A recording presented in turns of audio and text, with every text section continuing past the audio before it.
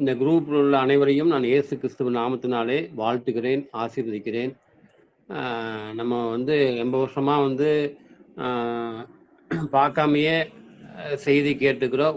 ஒருவர் பார்ப்பதற்கு ஏதாவது ஒரு சந்தர்ப்பத்தை சகோதரன் ஏற்படுத்தினால் நன்றாக இருக்கும் என்று நான் நினைக்கிறேன். அதுக்கு ஜெபித்து நாம் ஒரு முடிவெடுப்போம்.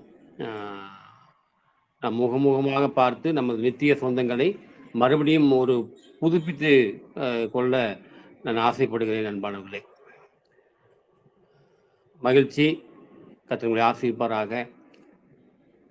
இந்த நாளினுடைய தலைப்பு, இந்த சத்தியம் உங்களுக்கு எப்படி இருக்குன்னு எனக்கு தெரியல, எனக்கு ஆசீர்வாதமாக இருக்கும் என்று நான் நம்புகிறேன். இதுவரை இருந்தது, இன்றும் இருக்கும், நாளைக்கும் இந்த விலையேறப்பட்ட சத்தியம் என்னை ஆண்டவருக்குள்ளாக நடத்தும் என்பதை நான் மிகப்பெரிய நம்பிக்கையுடன் விசுவாசிக்கிறேன். கர்த்தர் நல்லவர். இந்த நாளினுடைய தலைப்பு, இந்தியா சுதந்திரம் வாங்கிவிட்டது. ஆம் அன்பானவர்களே, இந்தியர்கள் இன்னும் சுதந்திரம் வாங்கவில்லை. எவ்வளவு வேதனையான ஒரு காரியம் பாருங்க. மதியான அருமையான சகோதரன் பிரகாஷ் எனக்கு கூப்பிட்டார். நேற்றெல்லாம் பஸ்ஸு கிடைக்காம நான் மிகவும் கஷ்டப்பட்டு பாண்டிச்சேரியிலேருந்து ஒரு 10:30 மணிக்கு காலையில் தான் வந்து தூக்கத்துடன் இறங்கினேன். வந்தவுடனே ஃபுல் ஒர்க்கு, 4-5 நாள் இல்லை, எல்லா ஒர்க்கையும் முடித்து விட்டு 4:30 மணிக்கு படுத்தவன் 6 மணிக்கு தான் எழுந்திரிச்சேன். சகோதரன் கூப்பிட்ட போது நான் ஜெபம் பண்ணிட்டே இருக்கிறேன். எனக்குலாம் வந்து ஏதாவது ஒரு செய்தியை என் சிந்தனையில் போட வேண்டும், கர்த்தர் தான், பின்புதான் நான் செய்தியை கொடுப்பேன் என்று சொல்லி. ஏனென்றால் என்னுடைய தந்தை எனக்கு உத்தரவு கொடுக்காமல் நான் ஒரு செய்தியை சொல்வது அது வந்து மாம்சமாக இருக்கும். அப்புறம் நான் சொன்னேன், தம்பி கொஞ்சம் வெயிட் பண்ணுங்க, ஆண்டவர் இன்னும் பேசல, பேசிய பின்பு நான் உங்களுக்கு கூப்பிடுகிறேன் என்று சொன்னேன். நான் ஜெபம் பண்ணிகிட்டே இருந்தேன். அப்புறம் ஆண்டவர் ஒரு செய்தியை எனக்கு விசேஷத்த ஒரு செய்தியாக எனக்கு கொடுத்தார். அந்த செய்தி தான் இன்று நாம் கேட்க இருப்பது. ஓகே, இந்தியா சுதந்திரம் வாங்கி 79 வருடங்கள் முடிந்து 80வது ஆண்டுக்குள் நுழைகிறது. எல்லோரும் நீங்க பாத்தீங்கன்னா ஆக்சுவலா வந்து பாத்தீங்கன்னா அப் டு பாட்டம், சாதாரண ஒரு சிறு மாணவியிலிருந்து ஹெட் மாஸ்டர், அப்புறம் வந்து தலைவர்கள், மத தலைவர்கள், அப்புறம் வந்து அரசியல் தலைவர்கள், பிரதமர், எல்லாரும் ஒரு மிக கம்பீரமான ஒரு நிலையிலே அந்த மூவர்ண கொடியை என்ன பண்ணுவாங்க, இந்தியாவுக்கு கொடுக்கிற மிகப்பெரிய மரியாதையாக அவர்கள் நினைத்து அதை ஹானர் பண்ணுவதை நீங்க வந்து டிவியில நம்ம பார்க்கலாம். நேரில் நம்ம வந்து அங்கங்க வந்து ஒரு ஒரு ப்ரேயர் நடக்கும். இந்த மாதிரி அங்கங்க நம்ம போய் பார்க்கும்போது இராணுவம், அப்புறம் போலீஸ், இவங்கெல்லாம் வந்து பார்த்தீங்கன்னா விசேஷமாக ஆகஸ்ட் 15 கொண்டாடுவதை நம்ம வந்து பார்க்கிறோம். கொடியை நான் குத்தும் பொழுது நான் சுதந்திரம் அடைந்து விட்டேனா என்று கேள்வியை கேட்டுத்தான் மறுபடியும் ஒரு கொடியை நான் குத்துவேன். அன்பானவர்களே, இந்தியா சுதந்திரம் வாங்கி 79வது ஆண்டு முடிந்து 80வது ஆண்டுக்குள் நுழைகிறது. கரெக்ட், இல்லைன்னு சொல்லல. ஆனால் இந்தியர்கள் சுதந்திரம் அடைந்து விட்டார்களா? முக்கியமாக கிறிஸ்தவர்கள், பெயர் கிறிஸ்தவர்கள் சுதந்திரம் அடைந்து விட்டார்களா என்பதுதான் மிகப்பெரிய கேள்வி. அன்பானவர்களே, அதுக்கு முன்பாக, இந்த செய்திக்கு போவதற்கு முன்பாக மூவர்ண கொடியினுடைய முக்கியத்துவத்தை, வந்து ரகசியத்தை உங்களுக்கு சொல்ல விரும்புகிறேன். இந்த மூவர்ண கொடி மேலே ஆரஞ்சு நிறமாகவும், இடையிலே வெண்மை நிறமாகவும், கீழே பச்சை நிறமாகவும் இருக்கும் என்பதை நீங்கள் பார்த்திருப்பீர்கள். ஆரஞ்சு இந்தியர்களை குறிக்கிறது, வெண்மை கிறிஸ்தவர்களை குறிக்கிறது, பச்சை இஸ்லாமியர்களை குறிக்கிறது. எவ்வளவு நுண்ணியமாக ஒரு மிகப்பெரிய தொலைநோக்கு சிந்தனையுடன் இந்த கொடியை வந்து தயாரித்திருப்பார்கள். இந்த நிறத்தை தயார் செய்திருப்பார்கள். எந்த எண்ணத்துடன் அப்படின்னு பண்ணி நான் சிந்திக்கும் பொழுது ஒரு மிகப்பெரிய ஒரு தரிசனத்துடன் இந்த கொடியை நம்ம தயாரித்து இது பண்ணிருப்பாங்க, ஃபிக்ஸ் பண்ணியிருப்பாங்க. அதுதான் நான் நினைக்கிறேன் நான். அன்பானவர்களே, இப்ப என்ன நான் சொல்றேன்னா, பரிசுத்தமுள்ள கிறிஸ்தவர்கள் சாட்சியாக வாழும் பொழுது, இடையில் இருக்கிற பரிசுத்தமுள்ள கிறிஸ்தவர்கள் சாட்சியாக வேதாகம சிந்தனையுடன் இந்த உலகத்திலே வெற்றி நடை போடும் பொழுது, மேலே இருக்கிற ஆரஞ்சு நிறமுள்ள இந்துக்களும் பச்சை நிறமுள்ள இஸ்லாமியர்களும் பார்த்து ஆச்சரியப்பட்டு ஆண்டவருக்குள் வர வேண்டும். இதுதான் ரகசியம். மறுபடியும் உங்களுக்கு சொல்றேன், இடையில் இருப்பவர்கள் வெண்மை நிற பரிசுத்தமுள்ள கிறிஸ்தவர்கள். இவர்கள் பரிசுத்தமாக வாழ்வதை பார்த்து, இவர்கள் நடக்கையை பார்த்து, இப்படிப்பட்ட பரிசுத்தமுள்ள வாழ்க்கை, இப்படிப்பட்ட சாட்சியுள்ள வாழ்க்கை, இப்படிப்பட்ட சவாலான வாழ்க்கை இந்த வேதாகமத்தில் இருக்கிறதா என்று அருமையான ஆரஞ்சு நிறத்தை காட்டுகிற இந்துக்களும் பச்சை நிறத்தை காட்டுகிற இஸ்லாமியர்களும் ஆச்சரியப்பட்டு கர்த்தருக்குள் வருவதே இந்த சிந்தனை. அப்படி இருக்கிறோமா என்பதை நாம் கொஞ்சம் சிந்தித்து பார்க்க வேண்டிய அவசியமா இருக்கு. சும்மா கொடியேற்றி ஒரு பெரிய சல்யூட் அடிச்சா இந்தியாவுக்கு கொடுக்கிற மரியாதை என்று சொல்லி நிறைய பேர் நினைத்து மூட நம்பிக்கையிலே வாழுகிறார்கள். அன்பானவர்களே, இன்னைக்கு அகஸ்டின் ஜெபக்குமாருடைய மெசேஜை நான் கேட்கும் பொழுது வேதனை அடைந்தேன். எதுக்கு சர்ச்சுக்கு வர்றீங்க அப்படின்னு சொல்லி ஒரு கேள்வியில ஒரு 2 நிமிஷம் செய்தி. கட்டப்பட்ட கிறிஸ்தவர்கள், விடுதலை அடையாத இந்தியா சுதந்திரம் அடைந்தும் சர்ச்சுக்கு வர கிறிஸ்தவர்கள், வாலிபர்கள், வாலிப பிள்ளைகள் இன்னும் விடுதலை அடையாத வேதனையான சமாச்சாரத்தை பதிவு செய்தார்கள். எப்படின்னா, அங்கே துதியாதாரணை நடக்கும், பாட்டு நடக்கும், பிரசங்கம் நடக்கும்.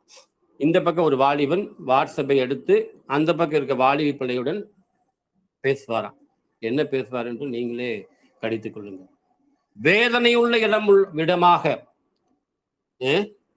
அன்புக்கும் நற்கிரியைக்கும் ஏவப்படுகிற ஒரு இடமாக இருந்த இந்த சர்ச்சு இன்னைக்கு அசுத்தமுள்ள கள்ளர் குகையாகி போய்விட்டதை பார்க்கிறோம். அப்புறம் எப்படி சுதந்திரம் அடைந்ததாக சொல்ல முடியும்? சொல்லுங்க பார்க்கலாம். நம்ம கொடியை வேணா கொத்திக்கலாம். சும்மா நான் நிறைய பேர்த்துக்கு கொடி குத்தி விடுவேங்க. நிறைய பேர் இன்னைக்கெல்லாம் விரும்புறது இல்லைங்க. இன்னைக்கு பார்த்தீங்கன்னா ஆகஸ்ட் 15 மட்டும்தான் இன்னைக்கு ஸ்கூல்ல கொண்டாடுறாங்களே ஒழிய காந்தி ஜெயந்தியும் கொண்டாடுறதில்லை, அப்புறம் குடியரசு தினத்தையும் கொண்டாடுறதில்லை. அதனுடைய முக்கியத்துவத்தை நிறைய பேர் தெரிஞ்சுக்கிறது இல்லை. காந்தி ஜெயந்தி என்ன பண்றாங்க? முன்னாலேயே வச்சுக்கிறாங்க. குடியரசு தினத்தையும் முன்னால வச்சுக்கிறாங்க. இந்த ஆகஸ்ட் 15 மட்டும் முக்கியமா நான் விடுதலை அடைந்தேன், நான் சுதந்திரமானவன் என்று சொல்லி கொடியை குத்திட்டு முன்னால போறாங்க. நான் கொடியை குத்தி விட்டேன், நான் சுதந்திரம் அடைந்து விட்டேனா? நான் பரிசுத்தமாக ஒரு வாழ்க்கையை வாழுகிறேனா? அன்பானவர்களே, கேரளாவில் ஒரு சம்பவத்தை நான் கடந்த நாட்களில் படித்தேன். பாவ மன்னிப்பு கோரி ஒரு பெண் அந்த சர்ச்சுக்குள்ள போறாங்க. 3 பாதிரியார்கள் தவறாக நடந்ததாக அங்கே பேப்பர்ல ஒரு சம்பவத்தை நான் பார்த்த பொழுது, ஆண்டவரை மறுபடியும் சிலுவையில் அடித்து நொறுக்குகிறார்களே, மறுபடியும் ஆண்டவரை வேதனைப்படுத்துகிறார்களே, மறுபடியும் அடித்து தினமும் கொலை செய்கிறார்கள் என்று சொல்லி நான் வேதனைப்பட்டேன். இந்தியா சுதந்திரம் வாங்கி 80வது வருடத்துக்குள் சென்றாலும் இன்னும் கிறிஸ்தவர்கள் என்று பெயர் வைத்திருக்கிற அநேகர் இன்னும் சுதந்திரம் வாங்கவில்லையே. நாம் சுதந்திரம் வாங்கி விட்டோமா? கொஞ்சம் யோசிச்சு பாருங்க. காந்தி சொன்னாங்க, இரவு 12 மணிக்கு மேல் ஒரு பெண் தனியாக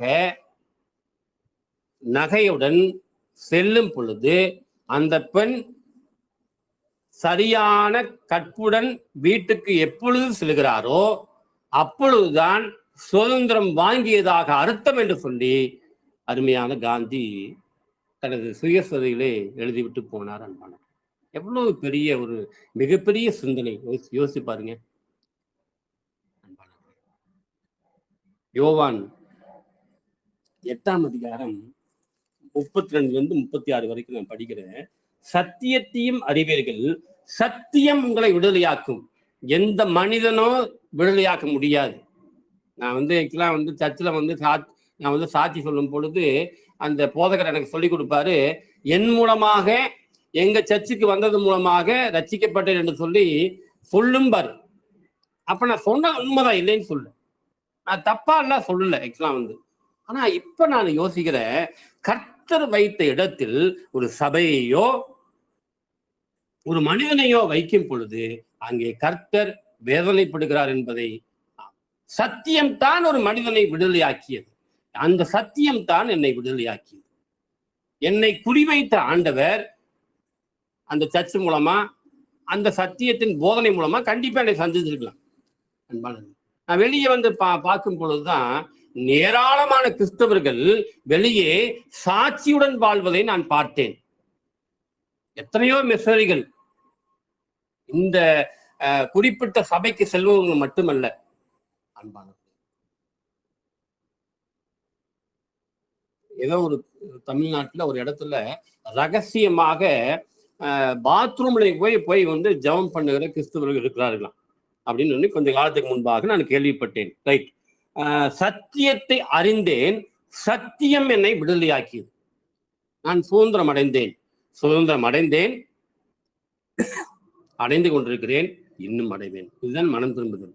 முடிவு பரியந்தம் நான் என்ன பண்ணணும், சுதந்திரமானவனாக இந்த உலகத்திலே. அதுதான் சொல்ற ஆண்டவர், அப்பா பிதாவே இந்த கூப்பிடக்கூடிய புத்திர ஸ்வீகார ஆவியை கொடுத்தாரா நேரடியா. பழைய ஏற்பாடு காலத்தை பிடிச்சிட்டு அழகு கூடாதுங்க. பழைய ஏற்பாடு காலம் வேற, ஒரு தீர்க்கதரிசி மூலமாக ஆண்டவர் பேசினார். ஆனால் இப்பொழுது அப்படியாக இல்லை அன்பானவர்களே. நாம் நேரடியாக இயேசுவிடம் பேசலாம். இந்த வேதாகமத்தின் மூலமாக இயேசு நம்மோடு பேசுவார்.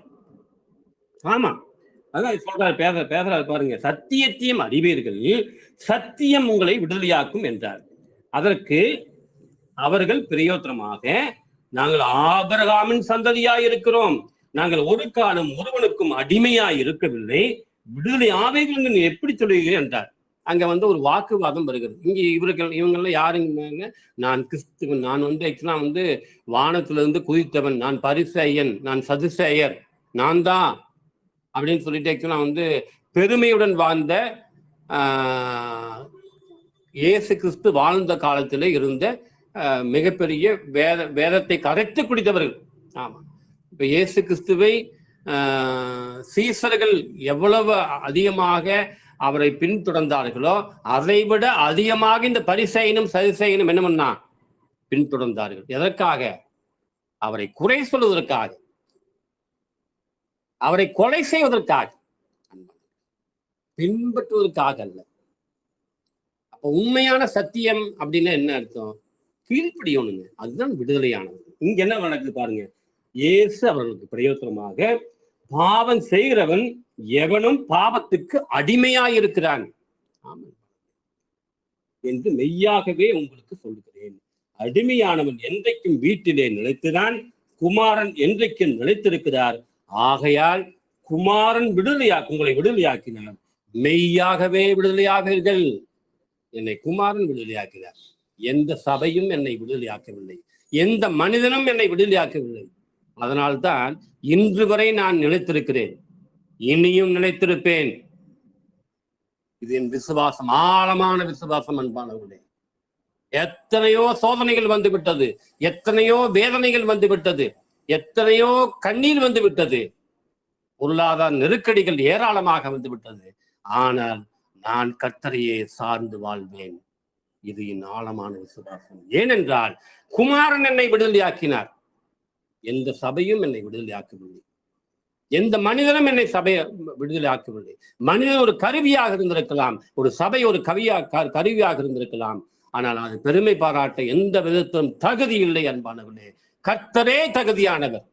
இதை புரிந்து கொள்ள எனக்கு 10 வருடம் இருந்து 15 வருடம் ஆகிவிட்டது அன்பானவர்களே. உண்மையான விடுதலை இப்படித்தான் இருக்கும். யோவான் 9ஆம் அதிகாரத்துல ஒரு சம்பவத்தை நம்ம பார்க்கலாம். இங்கே ஒரு பார்வையற்ற ஒரு மனுஷனை கண்டார் ஆண்டவர். இங்க ஆக்சுவலா குருடன் எழுதி பார்த்தீங்களா, அது பயங்கரமான தப்பு. ஆக்சுவலா ஒரு பலவீனம் உள்ளவனை அந்த பெயர் சொல்லி கூப்பிடுவது அது பாவம். இது ஆக்சுவலா பைபிள் நான் தப்பா சொல்றேன்னு நினைக்காதீங்க. டிரான்ஸ்லேஷன் தப்பு. இந்த குருடன் என்ற இடத்துல எல்லாம் நீங்க என்ன பண்ணுங்க, பார்வையற்ற மாற்றுத்திறனாளி என்று சொல்லி நீங்கள் அதை எழுதி வைங்க. அது சரியான ஒன்று. வெள்ளி இழந்தோர், கண் பார்வை இழந்தோர், கண் பார்வையற்ற மாற்றுத்திறனாளி, இது நீங்கள் எழுதி வைங்கள் முதலாவது. அதனால அங்க இருந்தாலும் நான் அப்படி படிக்க மாட்டேன். குருடன் என்கிற ஒரு வார்த்தை அது தவறான வார்த்தை. அப்படி ஆண்டவர் இது பண்ணவே மாட்டார். இதை திருத்துங்கள். ஓகே, அப்ப ஆண்டவர் என்ன பண்றாரு, அந்த மனுஷனை கண்டார். அப்பொழுது அவருடைய சீசர்கள் அவரை நோக்கி, ரபி, இவன் பார்வையற்றவனாய் பிறந்தது யார் செய்த பாவம்? இவன் செய்த பாவமோ இவனை பெற்றவர்கள் செய்த பாவமோ என்று கேட்டார்கள். சரி, கேள்வி கேட்பது நல்லது, தெரிந்து கொள்வதற்காக. ஆனால் இருந்தாலும் கொஞ்சம் சரியான ஒரு கேள்வியை கேட்டிருக்கலாம். சரி, பரவாயில்லைங்க, ஓகே, கேட்டாங்க. ஆனால் ஆண்டவர் தெளிவாக பேசுகிறார், இவன் செய்த பாவமும் அல்ல. புதிய ஏற்பாட்டு காலத்துல எப்படி சொல்றது பாருங்க, என்ன சொல்லப்படுது? இவன் செய்த பாவம் அல்ல, இவனை பெற்றவர்கள் செய்த பாவம் அல்ல, தேவனுடைய செயல்கள் இவனிடத்தில் வெளிப்படும் பொழுது இப்படி பிறந்தான் அப்படின்னு சொல்லி அருமையான ஆண்டவர் நமக்கு சீசர்களுக்கு கற்றுக் கொடுக்கிறார். இந்த நாள் நமக்கும் அப்படித்தான் சொல்லுகிறார். தேவனுடைய செயல்கள் இவனிடத்தில் வெளிப்படும் பொருட்டு இது இப்படி பிறந்தான். அப்படின்னா அந்த பார்வையற்றவனை எவ்வளவு உயர்வாக கருதுகிறார் என்று சொல்லி நீங்கள் பார்க்கணும். ரைட், இது சப்ஜெக்ட் வச்சுக்கோங்க. இப்போ இந்த பார்வையற்ற ஒருவன் பார்வை கிடைத்தது என்று தெரிந்தவுடன்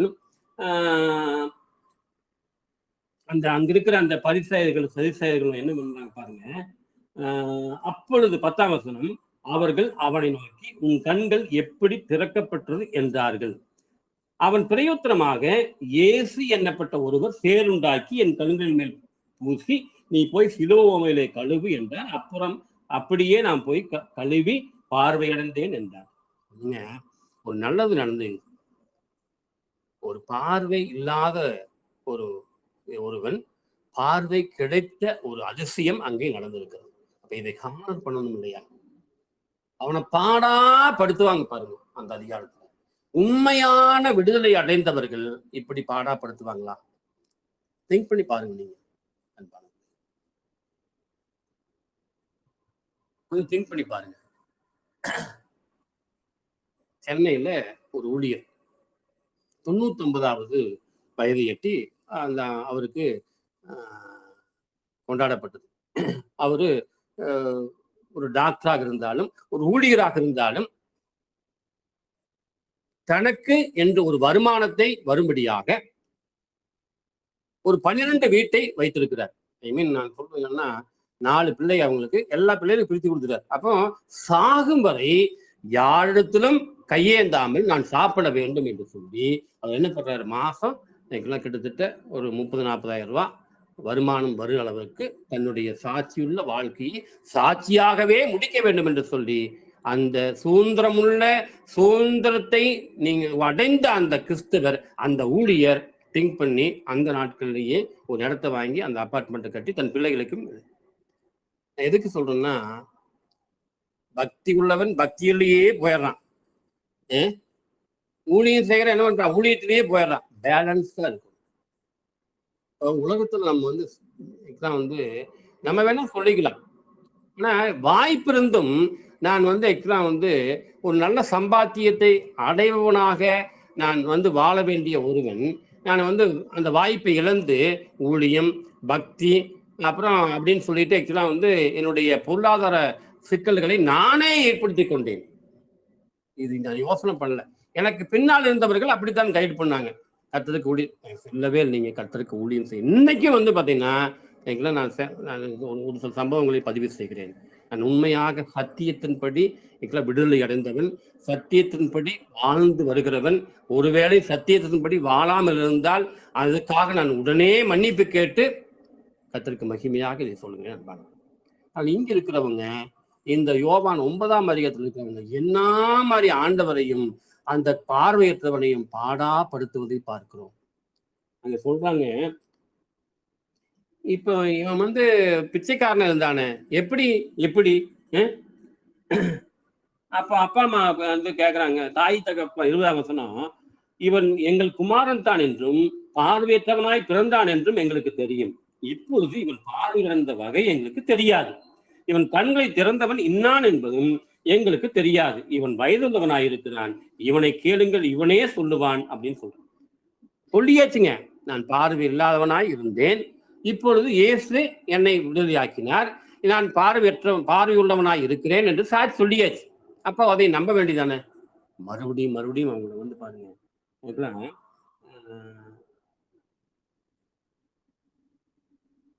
இரண்டாவது அவனை அழைத்து நீ வந்து ஆதலால் அவர் குருநாயிருந்த பார்வையற்றவனாய் மனுஷனை 2ஆம் தலை அழைத்து நீ தேவனை மகிமைப்படுத்தி இந்த மனுஷன் பாவி என்று நாங்கள் அறிந்திருக்கிறோம் என்றார்கள். அவன் பிரயோத்தனமாக அவர் பாவி என்று எனக்கு தெரியாது, நான் பார்வையற்றவனாய் இருந்தேன், இப்பொழுது காண்கிறேன், இது ஒன்றுதான் எனக்கு தெரியும். அவர்கள் மறுபடியும் அவனை நோக்கி, உனக்கு என்ன செய்தான், உன் கண்களை எப்படி திறந்தான்? இப்ப இந்த செய்தியிலிருந்து என்ன நமக்கு தெரியுது பாருங்க. ஒரு நல்லது நடந்திருக்குது, ஒரு பாவி பாவத்திலிருந்து வெளியே வருவதற்கான அதிசயத்தை ஆண்டவர் செய்திருக்கிறார். அவன் பரலோகத்துக்கு சொந்தமானவனாக ஆண்டவர் செய்திருக்கிறார். இதையெல்லாம் புரிந்து கொள்ளும் அளவுக்கு அந்த பரிசேயர்களுக்கும் அத்தனை பைபிள் படிச்சோம், அத்தனை அறிவிருந்தும் ஆண்டவரை புரிந்து கொள்ளாத நிலை. அப்பக்கு வந்து நாங்க ஆபிரகாமின் சந்ததி நாங்க அப்படின்னு சொல்றாங்க, ஆனால் இன்னும் அடிமைகளாகவே இருப்பதை பார்க்கிறோம். நாங்கள் கிறிஸ்தவர்கள் என்று சொல்லுகிறோம், ஆனால் இன்னும் அடிமைகளாகவே இருக்கிறார்கள். இன்னும் இன்னும் அடிமைகளாகவே இருப்பதை பார்க்கிறோம். நாம் இப்படியாக இருக்கிறோம். தர்மையான நாள்ல இந்தியா சுதந்திரம் அடைந்து 79வது ஆண்டை முடித்து 80வது ஆண்டுக்குள் செல்கிறது. இந்தியர்களாகிய நாம், கிறிஸ்துவராகிய நாம் சுதந்திரம் அடைந்து விட்டோமா? இயேசுவை சொந்த இரட்சகராக நாம் ஏற்றுக்கொண்டு இந்த உலகத்தில் வாழ்கிறோம் என்றால் நாம் ஆண்டவருக்கு பிரியமான ஒரு வாழ்க்கையை வாழ்வோம், ஆண்டவருக்கு பிரியமான ஒரு சிந்தனை செய்வோம், ஆண்டவருக்கு பிரியமான ஒரு வாழ்வை வாழ்வோம். நம்மை பார்த்து மற்றவர்கள் ஆச்சரியப்படும்படியாக அந்த மூவர்ண கொடியிலே வெண்மை நிறைந்த அந்த வண்ணம் இருக்குது பார்த்தீங்களா, அப்படிப்பட்ட ஒரு வாழ்க்கை. இந்த யோவான் 9ஆம் அதிகாரத்தை நீங்கள் முழுவதுமாக வாசித்து பார்த்தால் அங்கே இருந்த பரிசேயர்களும் சைசேயர்களும் அந்த பார்வையற்ற மாற்றுத்திறனாளியை பாடாப்படுத்துகிற அப்படிப்பட்ட நிலை இருக்கிறது. ஏனென்றால் வேதறிவு உண்டு, ஆனால் இயேசுவை அறிகிற அறிவு இல்லை, சத்தியத்தை அறிகிற அறிவு இல்லை. அதான் பவுல் அப்படி சொல்லுவார் ஒரு தடவை, சத்தியத்தை அறிகிற அறிவிலே நீங்கள் வளர்ச்சி அடைய வேண்டும் என்று சொல்லுகிறார். தேவனை அறிகிற அறிவு. சும்மா சர்ச்சுக்கு போனா பத்தாதுங்க, சும்மா பிரசங்கத்தை கேட்டா பத்தாது. தேவனை அறிகிற அறிவு சொந்த வாழ்க்கையிலே, தனிப்பட்ட வாழ்க்கையிலே, குடும்ப வாழ்க்கையிலே, சமுதாய வாழ்க்கையிலே நம்ம ஆண்டவரை அனுபவிக்க வேண்டும். அன்பான தாவீது தான் அனுபவிப்பார். அதுதான் கர்த்தர் நல்லவர் என்பதை ருசித்து பாருங்கள் என்கிறார். ஒரு தேவ மனிதன் ஐசிவால் எழுதி போட்டுப்பார் இந்த வசனத்தை தான், கர்த்தர் நல்லவர் என்பதை ருசித்து பாருங்கள், அவர் மேல் நம்பிக்கையாய் இருக்கிற மனுஷன் பாக்கியவான் என்று சொல்லி அந்த ஐசிவால்ல சாக போற நிலைமையில அவர் வந்து எழுதி போட்டிருக்கார். அங்க வந்து ஒரு சிலர் புரியலைங்க, இந்த ஐசிவால சாக போற இந்த ஆளு இதை போய் வந்து எழுதி வச்சிருக்காருன்னு சொல்லி ஒரு சிலர் புரியாதவர்களாக ஒரு சிலர் பார்த்தாங்க. அப்போ அந்த ஐசி வார்டு கண்டிஷன்ல இருக்கிற அந்த தேவ மனிதன் கர்த்தரை ருசித்து பார்த்தார். அந்த இடத்துல நம்ம ஒரு வீடு வாங்கினா, பங்களா வாங்கினா, அது வாங்கினா கர்த்தர் ருசித்து பார்க்கிறோம். ஆனா கஷ்டம் வந்துட்டா. நேற்று என்னுடைய பாண்டிச்சேரியில கேஷ்பேக் தொலைஞ்சிருச்சுங்க. நீங்க திங்க் பண்ணி பாருங்க ஒரு நிமிஷம். வெளியூர்ல போய் ஒரு பெரிய பேக்கு, அதுக்குள்ள 3 பேக், 3 மாற்றுத்திறனாளிகளுக்கு 3 பேக் இருக்கு. அது காணாம போயிடுச்சுங்க. ஆனா ஆண்டவர் அவங்க சொன்னார், இது திரும்ப கிடைக்கும். நான் பதட்டம் இல்லாமல் நான் பாண்டிச்சேரியை வலம் வந்தேன். எங்கெங்கெல்லாம் போனேன்.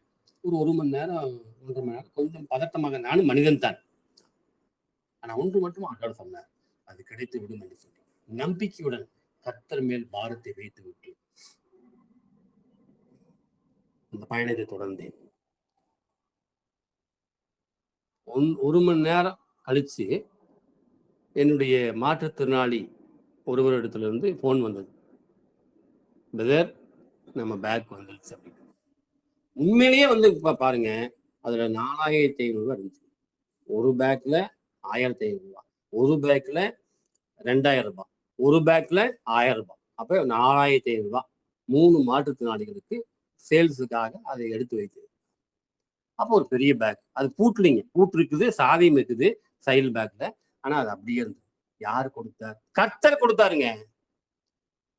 அந்த மனுஷன், அந்த ஆட்டோக்கார் வந்து தேடி வந்து கொடுத்தாரு. 1 மணி நேரத்துக்கு பின்னால நாங்க ஷேர் ஆட்டோல தான் அந்த பசங்களை அனுப்பிச்சு நான் பின்னால் ரேபிடோல வந்தேன். அந்த மனிதன் என்ன சொன்னாரா, என்னுடைய மாற்றுத்திறனாளி அந்த எங்க ஸ்டாலுக்கு வந்த போது மாற்றுத்திறனாளி ஸ்டாலுக்கு அந்த ஆட்டோ டிரைவர் பேக் கொடுக்க வந்த போது, அண்ணா ரொம்ப தேங்க்ஸ்ண்ணா, நீங்க ஒரு கிஃப்டாவது வாங்கிக்கணுங்கண்ணா, ஒரு கீச்சனாவது வாங்கிக்கங்கண்ணா அப்படின்னு சொல்லி கெஞ்சினாராம். அப்ப அந்த மனிதன் சொன்னாரா, எனக்கு ஒன்றும் வேண்டாம், எதையும் எதிர்பார்த்து இந்த பேக்கை கொடுக்கவில்லை, யார் அங்கே செய்தார், ஒரு மனிதன் இதை செய்யவில்லை. பாண்டிச்சேரி என்பது பெரிய சிட்டிங்க. நம்ம வந்து இங்கிருந்து பார்க்கும்போது ஒரு துன்மார்க்கமான ஒரு சிட்டின்னு கூட சொல்லலாம், ஒரு சோதம் குமாரனா என்று சொல்லலாம். சனி ஞாயிறெல்லாம் வந்து பார்க்கும்போது வாலிப பிள்ளைகள் செய்த அட்டகாசத்தை பார்த்தீங்கன்னா, நீங்க போனோன்னு இறங்கணுன்னு பார்த்தீங்கன்னா ஆட்டோவா இல்லை 4 வீலரா 2 வீலரா எல்லாம் ஃபிக்ஸ் பண்ணிக்குவாங்க. ஆமா, நீங்க காசு மட்டும் இருந்தா போதும், எல்லாத்தையும் ஃபிக்ஸ் பண்ணி அந்த ஜாலியாக அந்த 2 நாளை கழிச்சுட்டு போயிடலாம். அப்படிப்பட்ட சிட்டியில கர்த்தர் என்னோடு இருந்தார். ஏனென்றால் சத்தியத்தின்படி நான் விடுதலை அடைந்தவன் என்பானவன். குமாரன் என்னை விடுதலையாக்கினார். சத்தியம் உங்களை விடுதலையாக்கியதான்.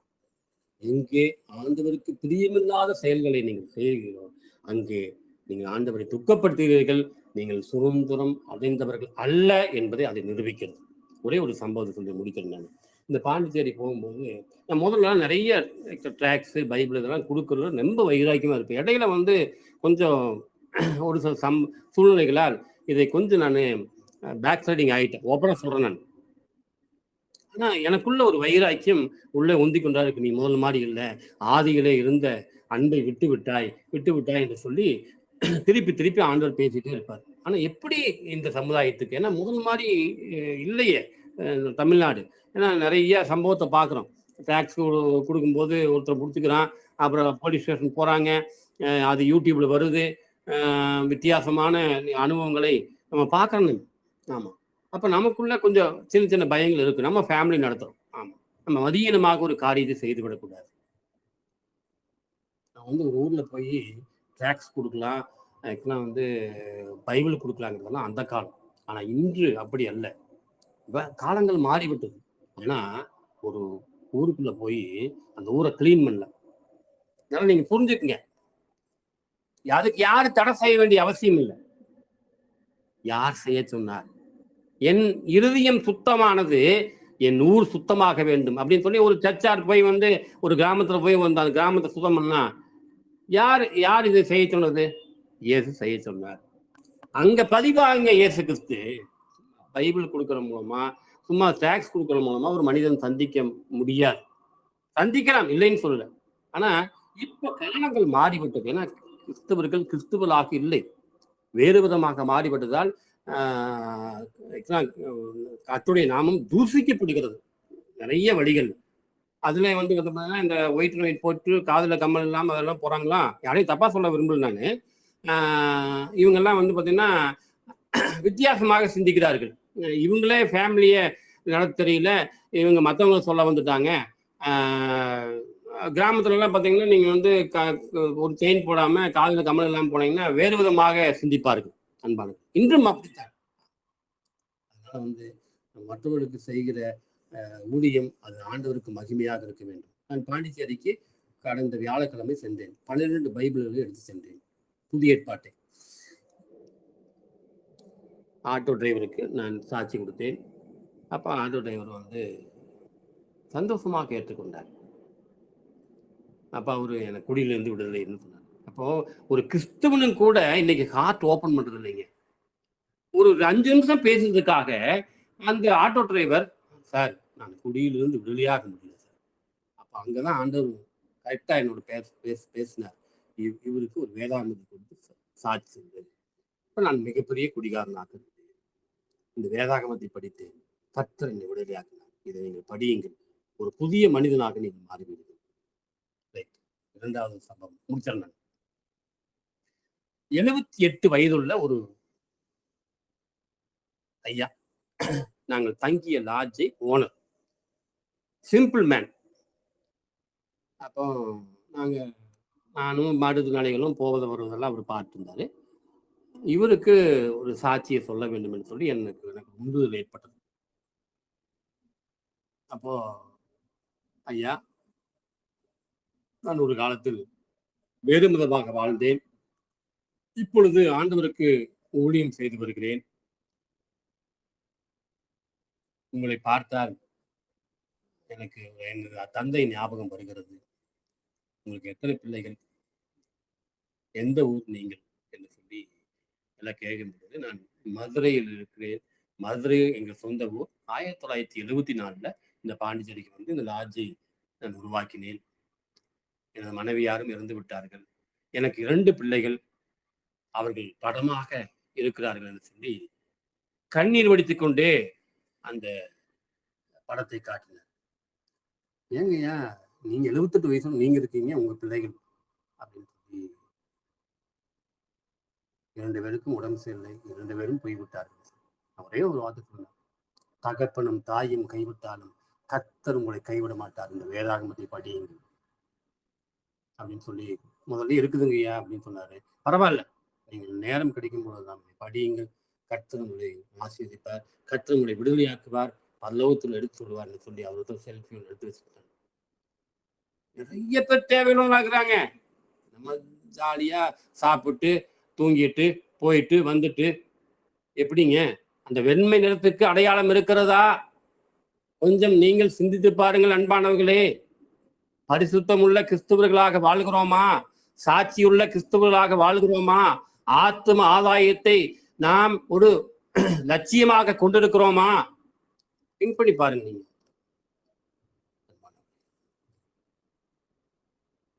சிந்தியுங்கள், செயல்படுங்கள்.